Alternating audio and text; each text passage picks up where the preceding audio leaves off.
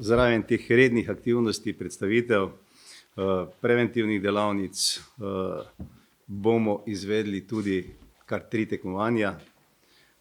V soboto se bodo odvijale tekmovanja enot širšega pomena, kar pomeni, da bomo dejansko reševali iz avtomobilov ponesrečene osebe.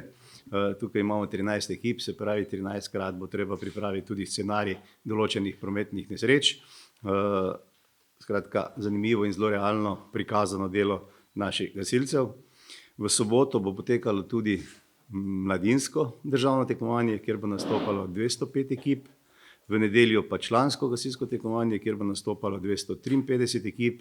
Ali drugače povedano, preko 5000 aktivnih udeležencev bo preko teh tekmovanj vključenih v samo delo na tem sejmu SOBRA.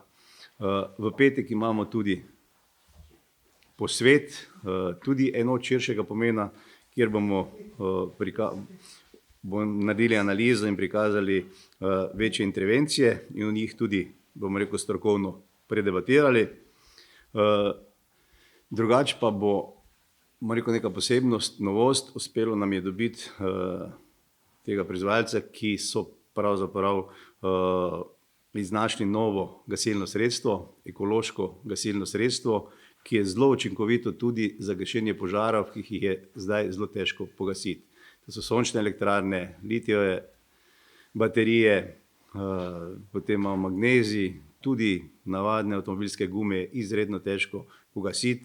To sredstvo deluje na biološki osnovi in pravzaprav znižuje temperaturo. Zelo primerno je tudi za gašenje gozdnih požarov, kjer se dodaja kot dodatek, da je učinkovitost gašenja veliko večja. Tako da tudi mi bomo poskrbeli za pestro dogajanje in tudi z naše strani vse vabimo, da se udeležijo tega sejma in pa seveda tudi naših dogodkov.